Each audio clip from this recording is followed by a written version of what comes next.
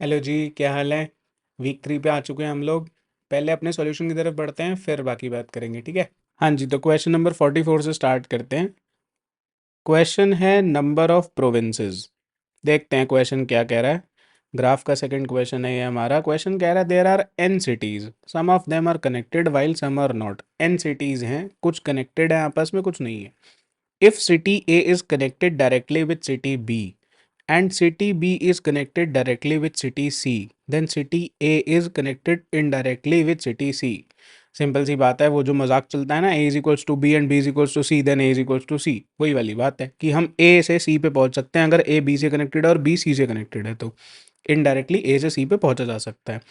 A province is a group of directly और indirectly connected cities and no other cities outside of the group. एक province क्या कहलाता है? अगर मैं ए से सी पे पहुंच पा रहा हूं तो ये एक प्रोविंस का हिस्सा है, चाहे किसी और के थ्रू पहुंच रहा हूं, लेकिन अगर पहुंच पा रहा हूं तो एक प्रोविंस का हिस्सा है। ठीक है जी। नेक्स्ट लाइन है, you are given N N cross N matrix is connected. आपको एक मैट्रिक्स दी गई है is connected, where is connected I J equals to 1 if I H city and J H city are directly connected. I J क्या है? Row column. आप row से column पे पहुंच सकते होगे अगर, तो इज कनेक्टेड में वो आई जे यानी कि रो कॉलम 1 होगा, ट्रू मार्क किया होगा बेसिकली, ठीक है। And is connected I J equals to 0 otherwise, अगर नहीं होगा तो 0 मार्क किया होगा। Return the total number of provinces, कितने टोटल प्रोविंसेस पॉसिबल हैं। तो पहले हम इतना काम करते हैं कि हम एक प्रोविंस बना पाए, फिर हम ये करेंगे कि हम मल्टीपल प्रोविंसेस कैसे बनाते हैं, ठीक है। एक प्रोविंस वाला काम करते हैं। देखो, सबसे पहले जो हमने पिछले अपने कीज एंड रूम्स वाले क्वेश्चन में करा था, डीएफएस की कोशिश करेंगे हम इसमें लगाने की, डेप्थ फर्स्ट सर्च। मैं ए से शुरू करूं, आगे चला जाऊं, बी पे पहुंच जाऊं, फिर सी पे पहुंच जाऊं, फिर डी पे पहुंच जाऊं। इस तरीके से चलने की कोशिश करूंगा। कैसे समझते हैं, कोई दिक्कत नहीं है। देखो, आपको इज कनेक्टेड जो दी हुई है वो इज कनेक्टेड एक एडजेसेंसी मैट्रिक्स है, ठीक है। एडजेसेंसी मैट्रिक्स, हम कोशिश करते हैं एक एडजेसेंसी लिस्ट बनाने का। एडजेसेंसी लिस्ट बनाएंगे एक। तो मैं अनऑर्डर्ड मैप यूज कर रहा हूँ उसके लिए, आप कुछ भी यूज कर सकते हो। आप वेक्टर यूज कर लो, वेक्टर ऑफ वेक्टर, कोई दिक्कत नहीं है। मैं अनऑर्डर्ड मैप यूज कर रहा हूँ। इंट वेक्टर ऑफ इंट, इसका नाम हमने रख लिया एडीजे, ठीक है, कोई प्रॉब्लम नहीं है।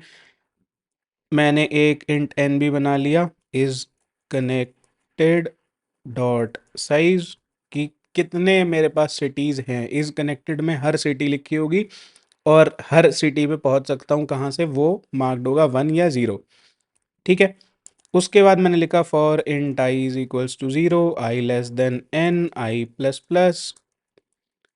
For int J is equals to 0, J less than N, J plus plus.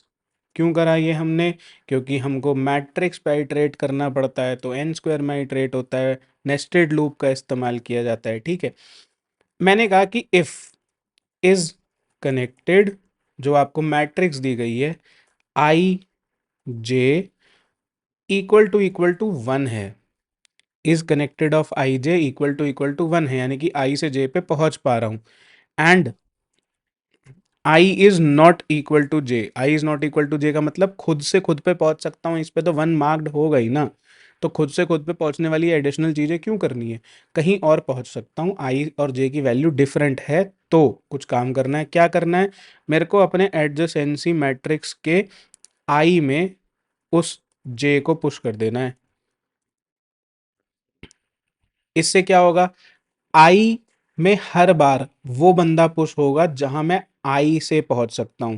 तो बेसिकली मेरी लिस्ट कैसी बन जाएगी कि मान लो, मैं कुछ एक एग्जांपल दे रहा हूं, तो मैंने कहा 1 से मान लो मैं 2 पे पहुंच सकता हूं, 4 पे पहुंच सकता हूं, 6 पे पहुंच सकता हूं। 2 से मान लो मैं 3 और 5 पे पहुंच सकता हूं। फिर 3 से मान लो मैं 4 5 6 पे पहुंच सकता हूं। इस तरीके से मेरी एक लिस्ट बन जाएगी, हर आई के लिए जे इनपुट होता चला जाएगा, ठीक है। एग्जाम्पल है ये, कुछ ऐसा नहीं है, ठीक है। इस तरीके से मेरे पास एक एडजेसेंसी लिस्ट बन के तैयार हो गई, कोई प्रॉब्लम नहीं है, यहाँ तक सब सॉर्टेड है। उसके बाद मेरे को एक वेक्टर बनाना पड़ेगा विजिटेड का, जिसमें मैं ये बताऊंगा कि मैं क्या इस सिटी पे पहुंच गया कि नहीं पहुंचा, क्योंकि मुझे बताना पड़ेगा ना कि पहुंचा या नहीं पहुंचा, कहाँ कहाँ पहुंच पाया, उसका ट्रैक रखना पड़ेगा। तो मैंने एक वेक्टर बना लिया विजिटेड, ठीक है जी, कोई प्रॉब्लम नहीं है। इसके बाद क्या करा? For int I is equals to 0, I less than N, I plus plus.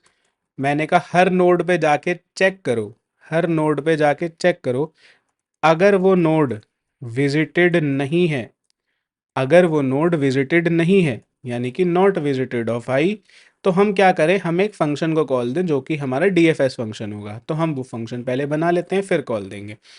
मैंने कहा वॉइड डीएफएस या वॉइड ईच प्रोविंस नाम रख देते हैं इसका, आपको थोड़ा क्लैरिटी रहेगी इससे। मैंने इसका नाम रखा वॉइड ईच प्रोविंस। इसमें मैंने क्या कहा कि एक तो मेरे को सारे प्रोविंसेस वाली लिस्ट दे दो, तो ये एडीजे वाली लिस्ट चली जाएगी वहाँ पर, ठीक है, कि कहाँ कहाँ से कहाँ कहाँ पहुँचना है। और इसको हमने बाय रेफरेंस दे दिया, मेन रजिस्टर में लिखना है जी कहाँ कहाँ पहुँच पाए, आपको अपनी अलग से कॉपी में नहीं लिखना है, मेन रजिस्टर में लिखना है कि कहाँ कहाँ पहुँच पाए, ठीक है जी।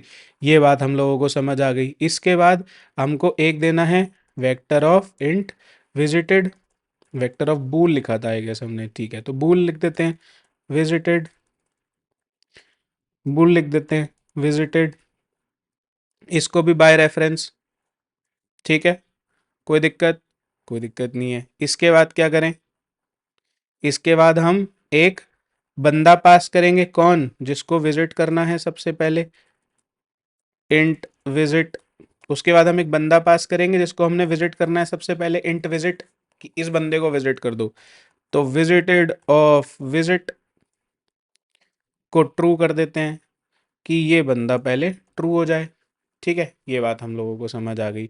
इसके बाद फॉर ऑटो नेक्स्ट, अगला किसको विजिट कर पाएगा, वो कैसे पता चलेगा, जब मैं अपने एडजेसेंसी मैट्रिक्स के करंट बंदे पे चेक करूंगा कि मैं यहाँ से कहाँ कहाँ पहुँच सकता हूँ, एक चीज़। दूसरी चीज़, जहाँ जहाँ मैं पहुँच सकता हूँ अगर वो विजिटेड नहीं है, नेक्स्ट अगर विजिटेड नहीं है तो विजिट करना है, ठीक है। तो मैंने लिखा next province, oh sorry each province, each province, और इसमें क्या भेजा हमने, एडजेसेंसी मैट्रिक्स, विजिटेड वाला बंदा और हमारा करंट वाला बंदा यानी कि नेक्स्ट, किस पे अगला जाना है, ठीक है, ये बात हमें समझ आ गई। तो इस तरीके से ये सारे लोगों को विजिट कराएगा।